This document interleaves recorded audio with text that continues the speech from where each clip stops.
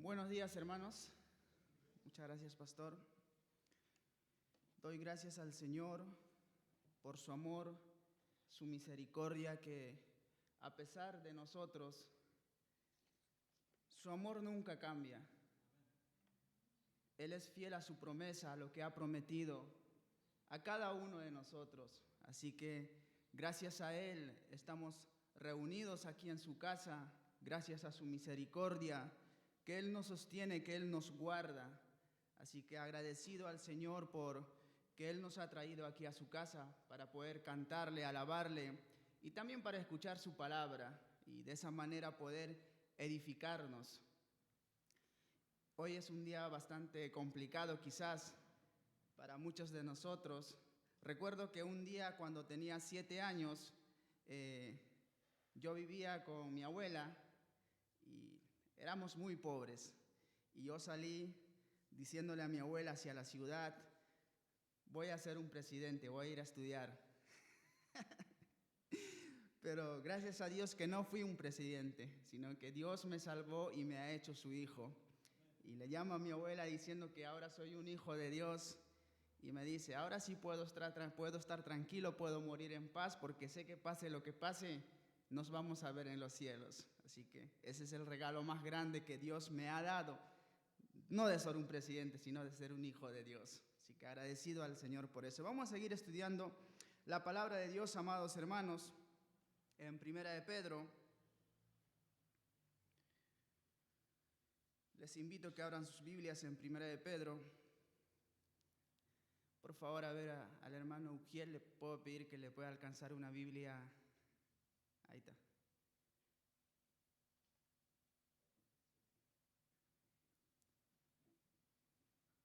Primera de Pedro, vamos a considerar los versículos 6 y 9, pero vamos a leer desde el versículo 3.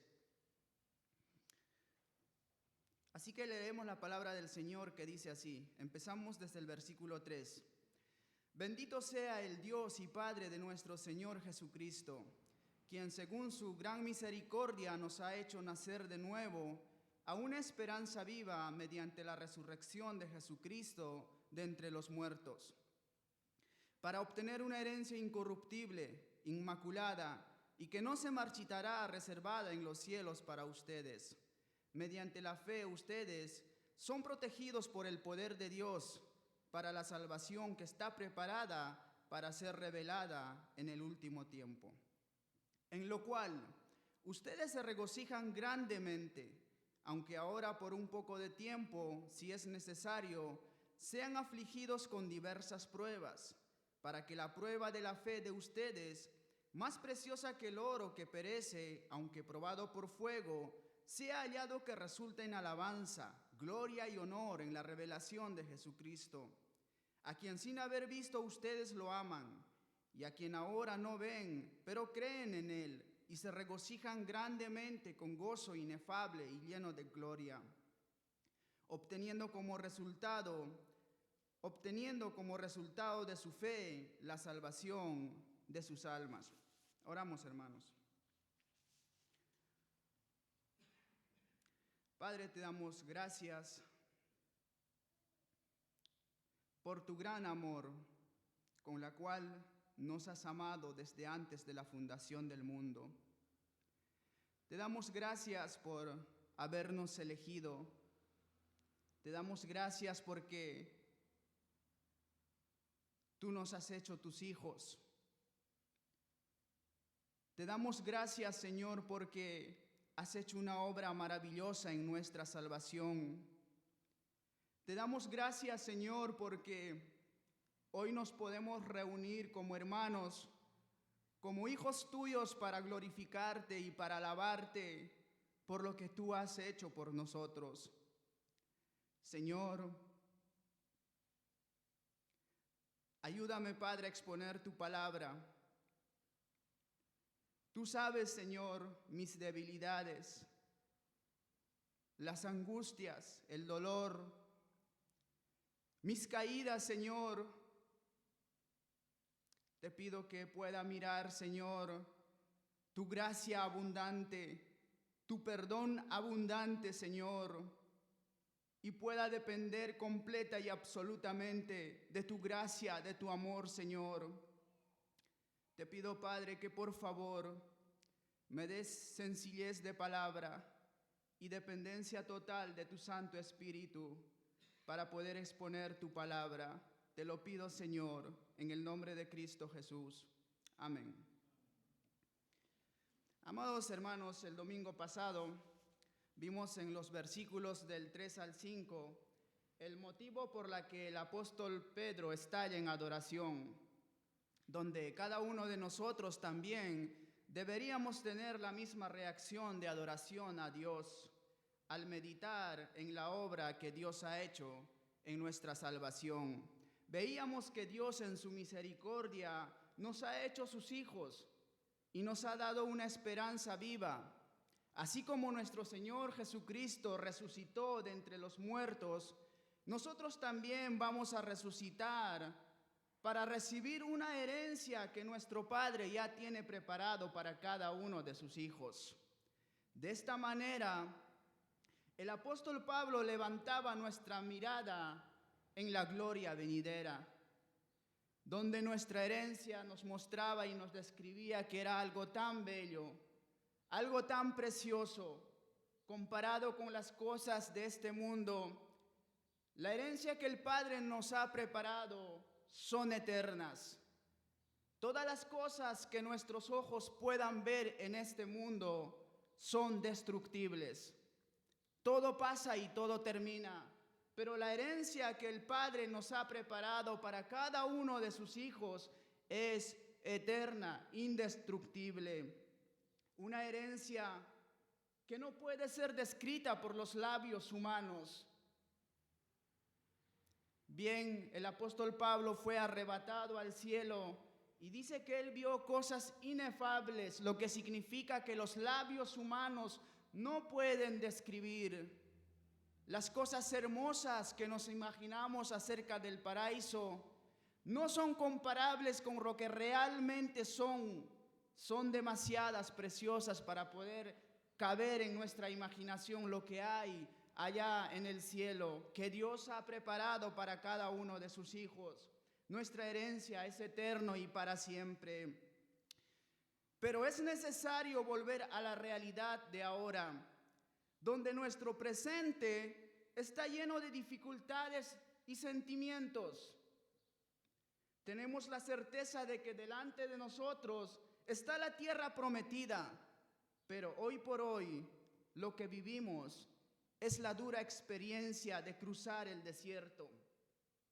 Allá nos espera la vida, aquí nos espera la muerte. En el futuro está la herencia, aquí la prueba. Un día la alegría y de momento la aflicción. Quizás el domingo pasado veniste con gozo y con alegría porque has experimentado las bondades del Señor en tu vida, las bendiciones del Señor en tu vida, pero quizás hoy has venido con una gran aflicción, con un peso de carga. Eso es una realidad en la vida de todo creyente. Amados hermanos, las aflicciones y el gozo forman parte de la experiencia del creyente mientras peregrina por este mundo. Repito, las aflicciones y el gozo forman parte de la experiencia del creyente mientras peregrina por este mundo. Esto es una realidad en la vida de todos los creyentes. La vida del cristiano no es todo color de rosas, también está mezclado con dolores, con sufrimientos, donde sentimos el dolor de las pruebas, pero también sentimos el gozo que el Señor nos da. Esas dos cosas son una realidad en la vida de todo creyente. Así que en el texto que hoy vamos a considerar para nuestro estudio, que son los versículos del 6 al 9, vamos a ver dos realidades que todo creyente experimenta mientras peregrina por este mundo. Y lo primero que vamos a ver que todo creyente experimenta es la realidad de las pruebas. Todos pasamos pruebas. No hay un cristiano que diga que no está pasando pruebas o que no haya pasado en algún momento de su vida. Todos los cristianos pasamos pruebas tras pruebas. Vamos a leer nuevamente los versículos 6 y 7 que dice así: en lo cual ustedes se regocijan grandemente, aunque ahora por un poco de tiempo, si es necesario, sean afligidos con diversas pruebas, para que la prueba de la fe de ustedes, más preciosa que el oro que perece, aunque probado por fuego, sea hallada que resulta en alabanza, gloria y honor en la revelación de Jesucristo. Dice, en lo cual ustedes se regocijan grandemente. Obviamente que esto conecta con lo que el apóstol Pedro ya había dicho anteriormente, que todo creyente, que todo hijo de Dios tiene una herencia segura reservada en los cielos por Dios. En otras palabras, amado hermano, usted ya tiene su futuro hecho. Ese es el motivo de gozo del creyente. Que nuestro futuro ya está hecho. Pero mientras tanto en esta vida pasamos pruebas, aflicciones, pero de repente cuando consideramos las cosas que tenemos en el cielo, hay gozo en nuestras vidas. Pero es una realidad las pruebas, amados hermanos. Luego nos dice, aunque ahora, si bien nuestra herencia está en los cielos, pero ahora en este tiempo, mientras peregrinamos por este mundo, es una realidad que vamos a tener pruebas todos los creyentes. Pedro mismo dice más adelante en el capítulo 4, versículo 12, lo siguiente: amados, no se sorprendan del fuego de la prueba que en medio de ustedes ha venido para probarlos, como si alguna cosa extraña les estuviera aconteciendo. No te sorprendas cuando estás pasando una prueba. Es una realidad que va a haber pruebas en tu vida y no te sorprendas. No puedes decir, pero ¿por qué si soy hijo de Dios me está pasando estas pruebas? En el mundo tendréis aflicciones. No te sorprendas, vas a pasar pruebas. Quizás ahora no estás pasando pruebas, pero quizás dentro de una semana o un mes va a venir una prueba grande sobre ti. No te sorprendas. Va a pasar eso en la vida del creyente mientras peregrina por este mundo. Todos los creyentes que se encuentran en este mundo, sin excepción alguna, experimentan las pruebas. Pedro hace referencia a esto en el capítulo 5, versículo 9, de la siguiente manera: pero resistan lo firmes en la fe, sabiendo que las mismas experiencias de sufrimiento se van cumpliendo en sus hermanos en todo el mundo. Todos nuestros hermanos del mundo pasan pruebas. Hay pruebas en la vida de todos los creyentes, amados hermanos, y muchas clases de prueba. Cada uno tenemos algo en particular, pero el Señor nunca nos va a dar una prueba que nosotros no podamos resistir en la gracia del Señor. Pero es una realidad las pruebas en nuestra vida. Las pruebas son diferentes. Volviendo a nuestro texto en los versículos 6 y 7, Pedro nos va a describir la realidad de las pruebas desde la perspectiva del creyente. Dice en el versículo 6, en lo cual ustedes se regocijan grandemente, aunque ahora, eso es importante, aunque ahora, en este tiempo, lo que significa que no va a ser eterno, es ahora nada más. Aunque ahora, luego dice, por un poco de tiempo. ¿Qué significa eso? Amados hermanos, desde la perspectiva del creyente, las pruebas no son eternas. Nos dice por un poco de tiempo. En 2 Corintios 4:17, Pablo dice lo siguiente: pues esta aflicción leve y pasajera nos produce un eterno peso de gloria que sobrepasa toda comparación. Es pasajera nuestras pruebas.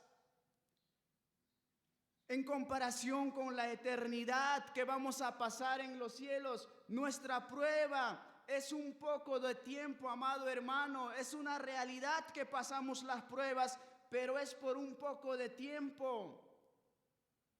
Como hijo de Dios, tus pruebas van a tener un fin. Pero, amado hermano, si hay alguien aquí que todavía no ha puesto su confianza en el Señor Jesucristo y no ha nacido de nuevo, créame que tu prueba no se compara nada con lo que vas a sufrir en el infierno. Pero si tú eres un hijo de Dios, esta prueba va a tener un fin y vas a disfrutar una eternidad en la presencia del Señor. A veces parece que no se acabaran nuestras pruebas. Desde nuestra perspectiva parece que viene uno tras otra. Pero la palabra de Dios dice que es por un poco de tiempo.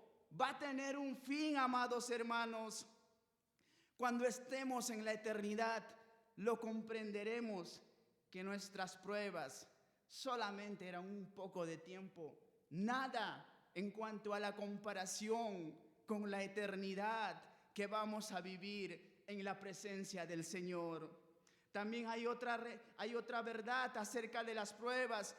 Es que las pruebas son un propósito divino para el bien de sus hijos. Mire lo que dice: en lo cual ustedes se regocijan grandemente, aunque por ahora, por un poco de tiempo, sí es necesario.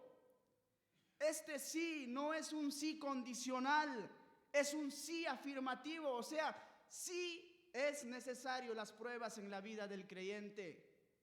Es necesario las pruebas en la vida del creyente. La frase indica que sin dudas serán necesarias las pruebas en la vida del creyente, y esto Dios lo utiliza con un propósito divino para nuestro bien. Somos como niños pequeños que necesitamos la corrección de nuestro Padre. Si Dios fuera a consentir todos nuestros caprichos, esto sería la demostración de su descuido y no de su amor. El amor paterno conduce al padre a disciplinar a sus hijos. Y ciertamente la disciplina es un sufrimiento, nos duele y no nos gusta, pero es parte necesaria del crecimiento cristiano. Nosotros como padre, para corregir a nuestros hijos, para guiarlo por el buen camino, lo disciplinamos. Y no les gusta a nuestros hijos, pero nosotros como padre creemos que son convenientes. Bueno, de esta manera Dios considera necesario las pruebas en la vida del creyente para nuestro crecimiento espiritual, para nuestro propio bien. Hebreos 12:6, porque el Señor al que ama disciplina y azota a todo el que recibe por hijo. Son necesarias, amados hermanos, las pruebas. No sucede porque sucede. Dios lo utiliza para el bien de sus hijos. No es por casualidad. Es necesario esa prueba en tu vida que estás pasando ahora mismo. Es necesaria. Si tú eres un hijo de Dios, tu Padre no se descuida de ti. Él considera necesario que estés pasando por esa prueba. Y Dios usa las razones de diversas maneras, por variedad de razones. Podría ser una de las razones que podría utilizar es, acompáñenme un momento, por favor, vamos a leer 2 de Corintios.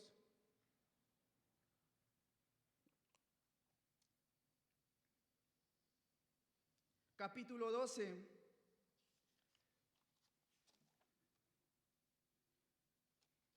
Ahí Pablo está pasando una prueba. 2 de Corintios, capítulo 12. Vamos a leer del versículo 7 al 10. Esa prueba que Pablo está pasando era necesario para que Pablo dependiera del poder de Dios. Vamos a leer que dice así, Segunda de Corintios, capítulo 12, del versículo 7 al 10, que dice así: y dada la extraordinaria grandeza de las revelaciones, por esta razón, para impedir que me enalteciera, me fue dada una espina en la carne, un mensajero de Satanás que me abofetee, para que no me enaltezca. Acerca de esto, 3 veces he rogado al Señor para que lo quitara de mí, y Él me ha dicho: te baste mi gracia, pues mi poder se perfecciona en la debilidad. Por tanto, con muchísimo gusto me gloriaré más bien en mis debilidades, para que el poder de Cristo more en mí. Las pruebas del creyente le recuerdan su dependencia total y absoluta de Cristo. Las pruebas nos hacen clamar a Dios. Las pruebas hacen que vayamos en oración y roguemos al Señor. Hay pruebas que para nuestra perspectiva es difícil de solucionarlo, entonces nos vamos a orar al Señor. Nos hace depender absolutamente de Él. Nuestro orgullo es cortado por las pruebas. Entonces, amados hermanos, es necesario las pruebas para que nosotros podemos depender absolutamente del poder de Dios. También las pruebas nos permiten, o es una oportunidad para consolar a otros que quizás está pasando una prueba que nosotros ya hemos pasado.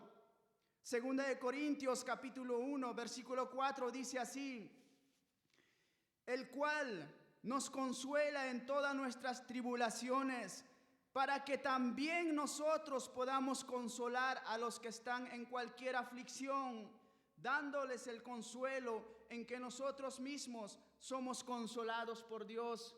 Muchas veces nosotros ya hemos pasado alguna prueba y Dios nos ha dado su amor, nos consoló en esa prueba, y nosotros podemos tener la oportunidad a alguien que está pasando esa misma prueba, consolarle con el mismo consuelo que Dios nos ha consolado. Es necesario las pruebas, amados hermanos. También las pruebas de alguna manera reducen la atracción por las cosas mundanas. Cuando vemos la realidad de que nuestras cosas que tenemos se deterioran, amamos menos esas cosas y pensamos más en las cosas eternas. Cuando nuestro cuerpo está lleno de dolores, de enfermedades, muchos de nosotros ya nos queremos ir con el Señor. Eso significa que son necesarias las pruebas para considerar las cosas eternas mientras estamos en este mundo. Son necesarias las pruebas en la vida del creyente, amado hermano. Las pruebas también desarrollan un carácter más profundo y sabio en el creyente. Santiago capítulo 1, versículo 3 y 4 dice lo siguiente: sabiendo que la prueba de su fe produce paciencia, y que la paciencia tenga su perfecto resultado, para que sean perfectos, completos, sin que nada les falte. Es necesario las pruebas, hermanos, para que nosotros podamos mejorar nuestro carácter como cristianos. Cuando nosotros tenemos una prueba en el colegio, en la universidad, ¿para qué damos esas pruebas? Para mejorar nuestro conocimiento. De la misma manera, las pruebas nos hacen crecer en carácter espiritual. Cuando pasamos las pruebas, nosotros podemos hablar con experiencia las cosas que estamos diciendo. Es necesario las pruebas en la vida del creyente, hermano. Por lo tanto, no es por casualidad la prueba en la cual estás pasando. Son necesarias. Es obra de Dios. Dios lo permite en tu vida eso, porque Él considera necesario para ti. Y también otra realidad que podemos ver acerca de la prueba es que las pruebas son dolorosas. Nuevamente regresamos a nuestro texto y seguimos por un momento en el versículo 6, que dice así: en lo cual ustedes se regocijan grandemente, aunque ahora por un poco de tiempo, si es necesario, sean afligidos con diversas pruebas. La palabra afligir no solo se refiere al dolor físico, sino también al dolor, la angustia mental, emocional. Es doloroso la prueba, amados hermanos. No somos masoquistas al dolor. Sentimos el dolor de la prueba. Es natural que podemos llorar en medio de la prueba. Eso no significa que hemos perdido nuestra confianza en el Señor. Las pruebas nos afligen y son dolorosas. Pero en medio de todo eso seguimos confiando en la soberanía de Dios a pesar de nuestro dolor. Si yo voy a un hospital y me detectan alguna enfermedad incurable, yo no voy a saltar de alegría riéndome, yo voy a llorar. Pero en medio de ese dolor voy a confiar en el Señor. Pero las pruebas son dolorosas, son dolorosas. Un claro ejemplo que podemos ver en nuestro Señor Jesucristo en Getsemaní. El Evangelio de Mateo describe las palabras de nuestro Señor Jesucristo en el capítulo 26, versículo 38 y 39 así.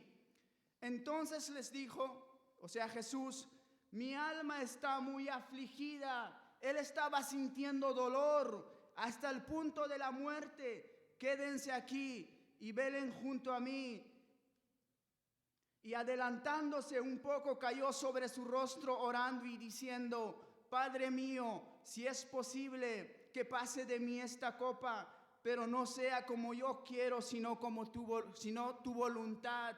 Ahí lo que nos está diciendo Jesús es que Él ha sentido dolor, angustia, le dolía, pero a pesar de eso Él mantenía su convicción de que tiene que hacerse como el Señor quiere. De la misma manera pasa en cada uno de nosotros, amados hermanos. Sentimos el dolor de las pruebas, de las aflicciones, lloramos y nos afligimos, pero en medio de eso, Señor, que sea tu voluntad y no la mía. Nos recobramos fortaleza al pensar comparamos con el sufrimiento que nuestro Señor Jesucristo sufrió en la cruz del Calvario. No tiene comparación nuestro sufrimiento, nuestras pruebas con lo que el Señor Jesús ha sufrido. En comparación con el sufrimiento que hay en el infierno.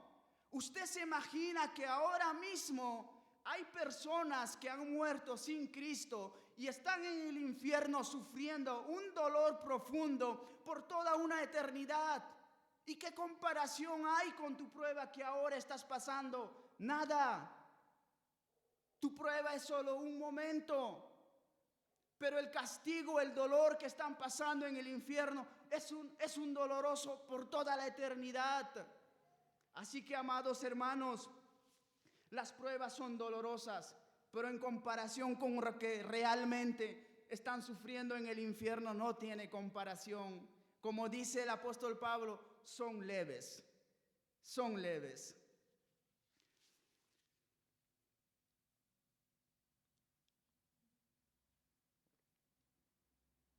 Otra verdad acerca de las pruebas en el creyente es que las pruebas purifican nuestra fe.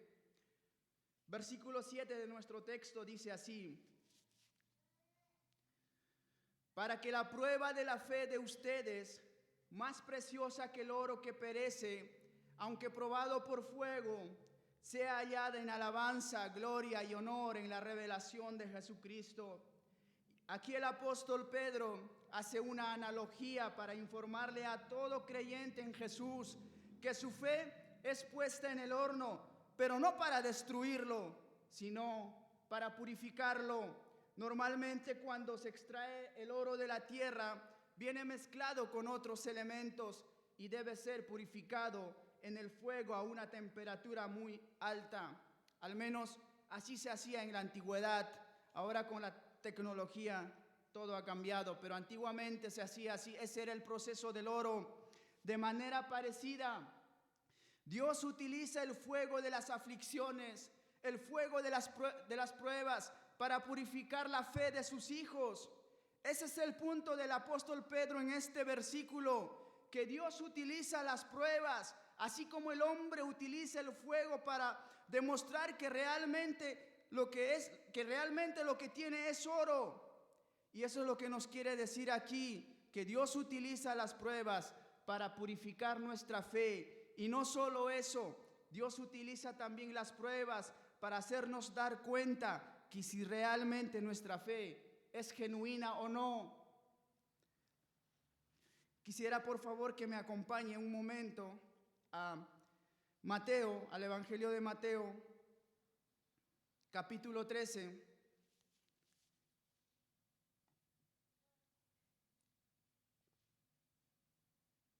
Capítulo 13, versículo 18 al 23.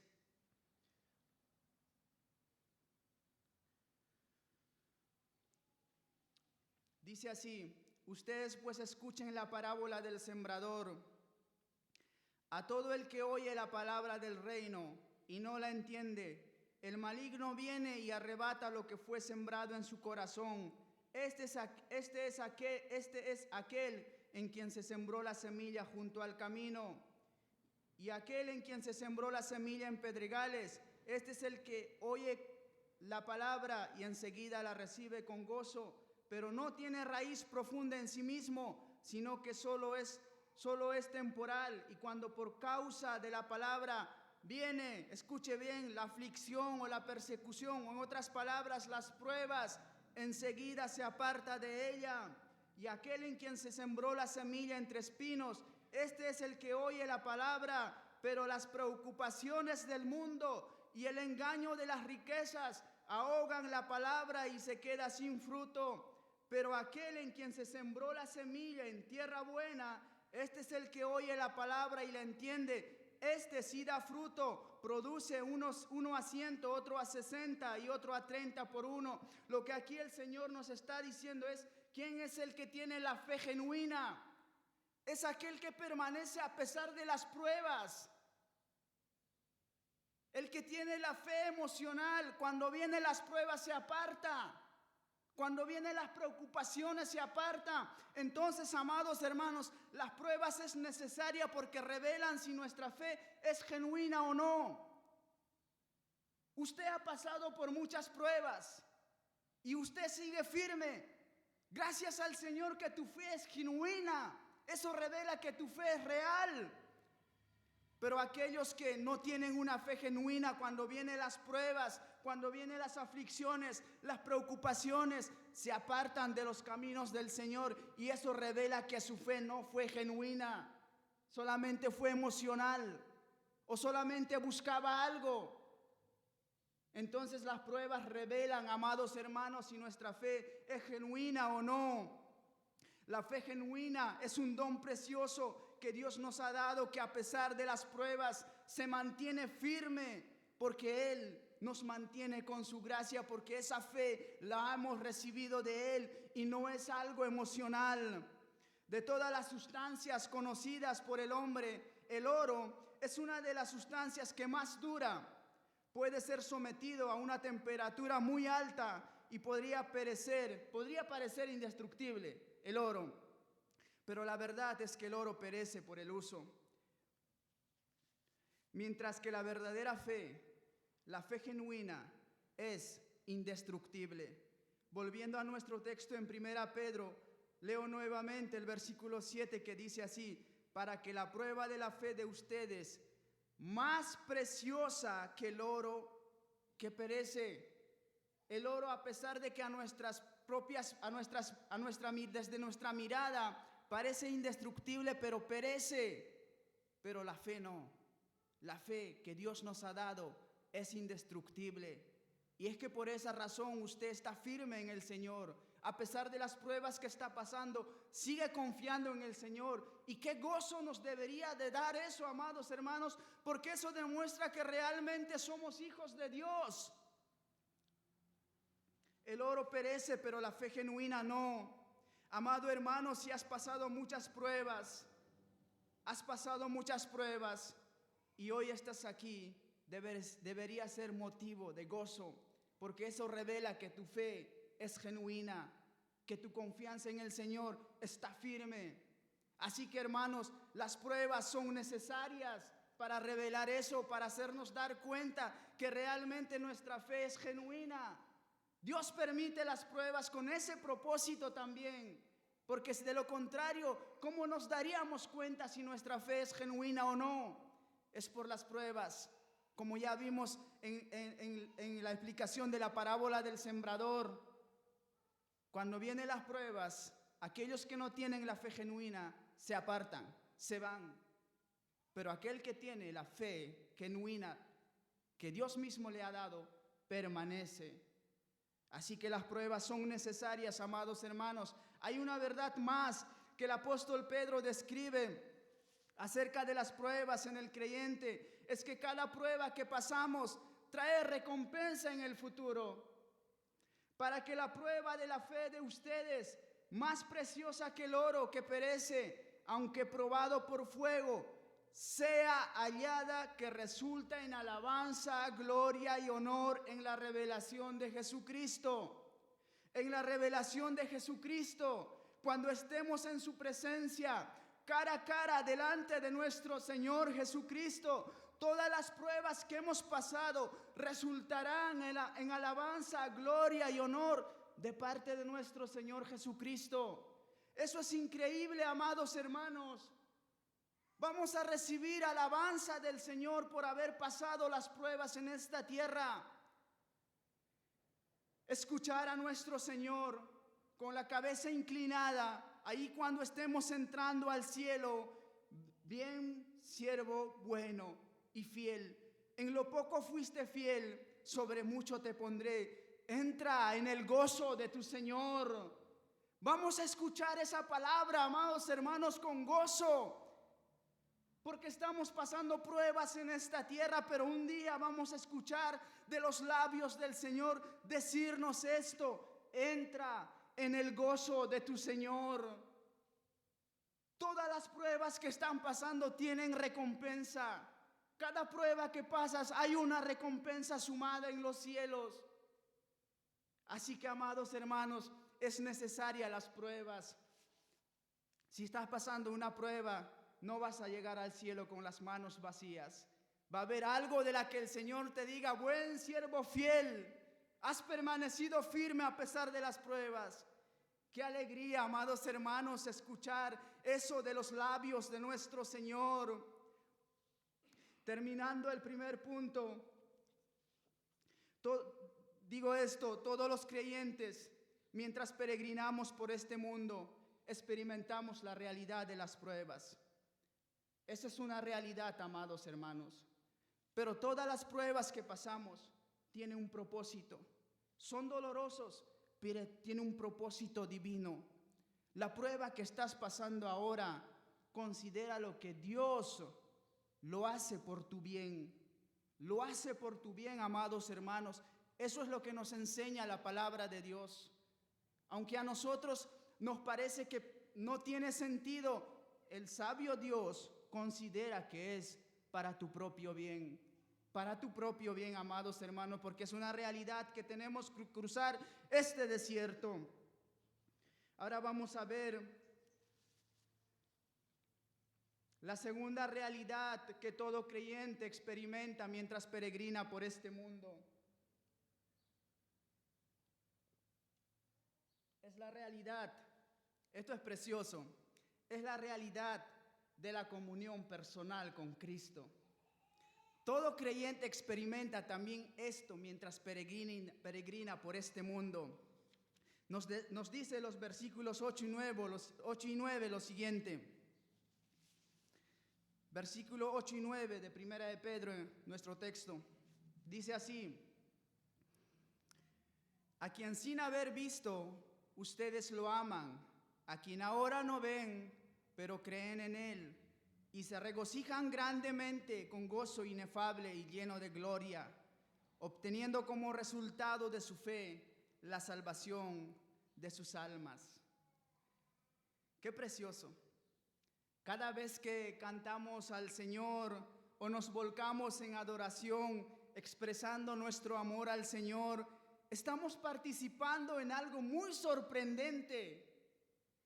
Algo que causa asombro, perplejidad o burla de parte de los incrédulos, porque dicen, ¿cómo pueden adorar y amar a alguien que no han visto?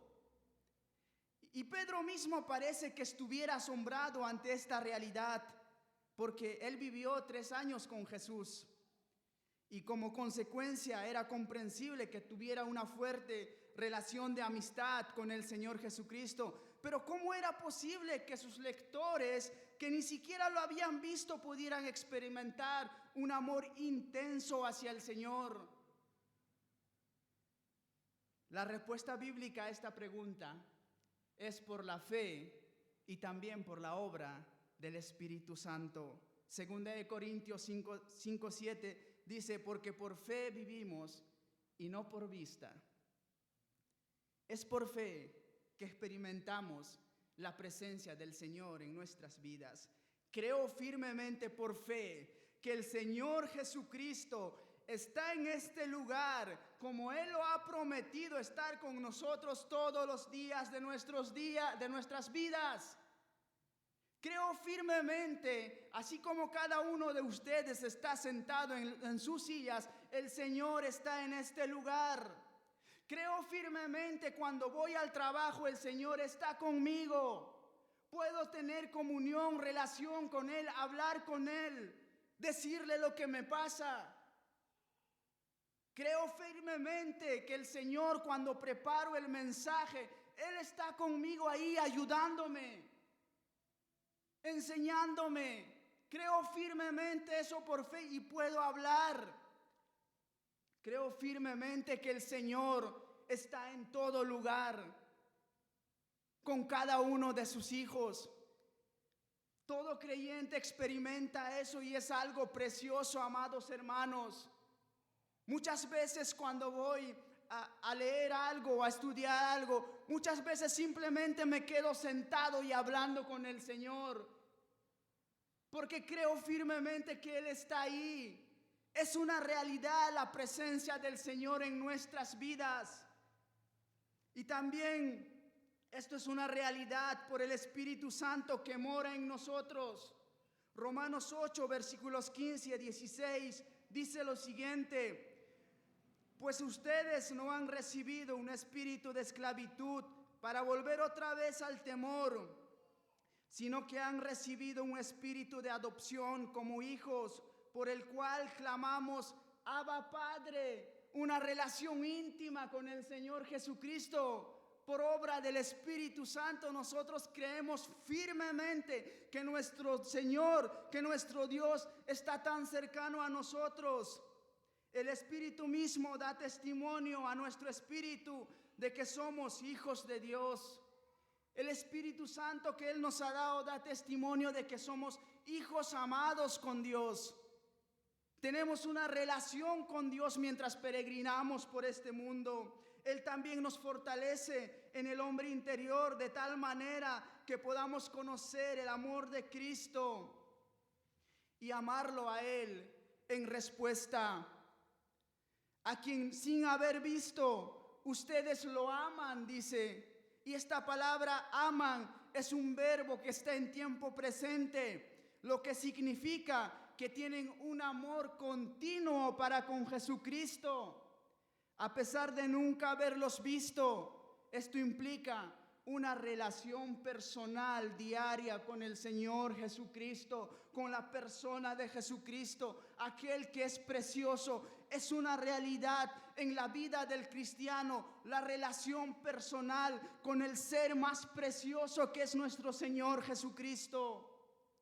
A quien sin haberlo visto ustedes lo aman, y a quien ahora no ven, pero creen en Él. Notemos que los lectores creen, y esta palabra también es un verbo en tiempo presente y sugiere una constante actitud de confianza en Cristo, dependencia absoluta en Cristo, entrega a Él en comunión, descanso en Él.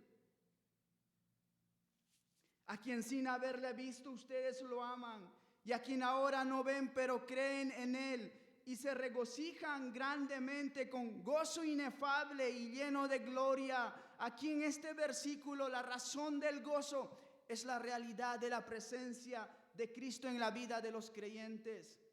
Si bien anteriormente Pedro nos dijo que nuestro gozo está al considerar o al meditar en las cosas que tenemos en la eternidad, pero aquí nos dice que este gozo proviene de la presencia de Cristo y de la comunión que tenemos con Cristo en esta tierra. Es un gozo inefable, porque no hay palabras que pueden expresarlo y porque desafía la lógica y nos toma por sorpresa inexplicablemente en medio de nuestras angustias. De repente estamos pasando una angustia, una lucha, una aflicción y sentimos y vamos en oración al Señor y oramos y Él nos consuela, nos da su paz, su presencia y de repente estamos con gozo que nuestros labios no pueden explicarlo y la gente incrédula no sabe, pero ¿cómo es posible? Pero es una realidad en la vida del creyente, amados hermanos, una relación personal con el Señor Jesucristo. Nos dice que también es glorioso.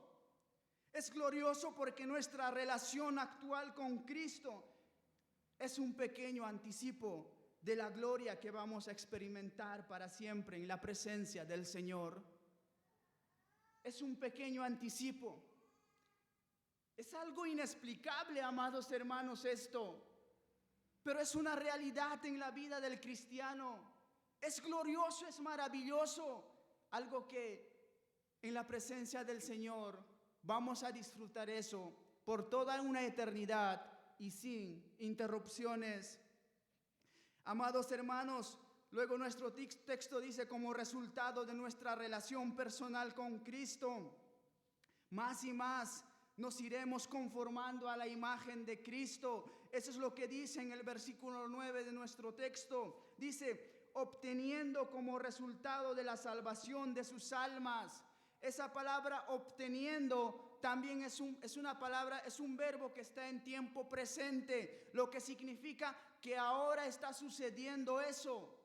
Esto no es en el futuro, esto no está hablando de la realización de nuestra salvación, sino que la conformidad a la imagen de Cristo, que cada vez más nos conformamos a la imagen de Cristo, pero eso sucede cuando tenemos una relación personal con Cristo.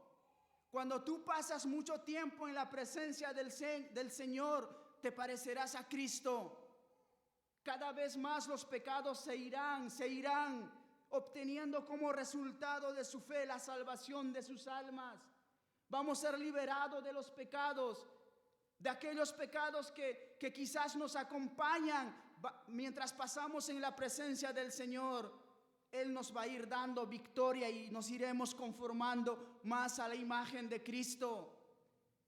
Es una realidad, amados hermanos, eso.